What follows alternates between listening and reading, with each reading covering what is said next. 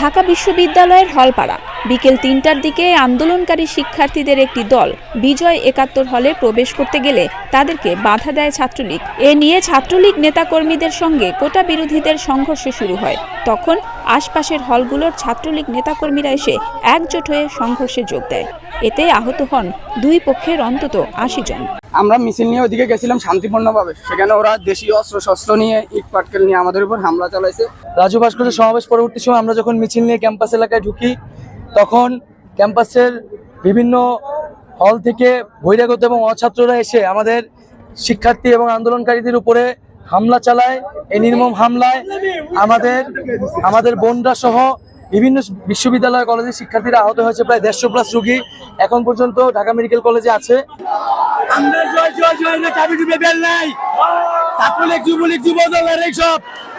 এইসব করতে পারে, এটা কি ধরনের আন্দোলন হইতে পারে? মানুষের মাথা বাড়ানো কিসের আন্দোলন?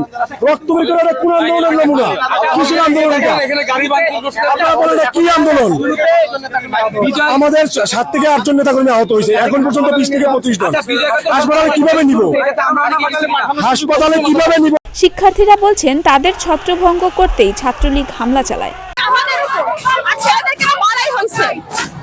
মেডিকেলে নিয়ে যাওয়া হয়েছে অলরেডি অনেককে। হামলা করা হয়েছে ছত্রভঙ্গ করে দেওয়ার জন্যই। তো এখন সবাই ছত্রভঙ্গ হয়ে গেছে এই জন্য। ওরা কোন ভার্সিটি, ওরা কেন হামলা করতেছে, ওরা কোন পক্ষের, ওরা কেন এভাবে ইস্তানকে ছুটতেছে মেয়েদের উপরে, না ওদেরকে যে আমরা জিজ্ঞাসা করেন। আমি তো ভাবছি জানেন আমরা শান্তিপূর্ণভাবে আন্দোলন করতেছিলাম, ওরা কেন আসলো হামলা করতে? ওরা কেন হেলমেট পরে রড নিয়ে হকি স্টিকে মারতে আসতেছে? ওরা কারা, কোন দলের? ভাই আমরা হলের সামনে দাঁড়ানো ছিলাম, ওইখানে রাস্তায় যাই নাই আমরা। মেয়েদের দিকে ইট ছুঁড়ে মারছে, ধাওয়া পাল্টা ধাওয়ার এক পর্যায়ে আন্দোলনকারী শিক্ষার্থীরা উপাচার্যের বাসভবনের সামনের জায়গা থেকে পিছু হটেন। তাদের একদল ফুলার রোড হয়ে আরেক দল স্যার এ.এফ. রহমান হলের সামনে রাস্তা দিয়ে নীলক্ষেতের দিকে সরে যান।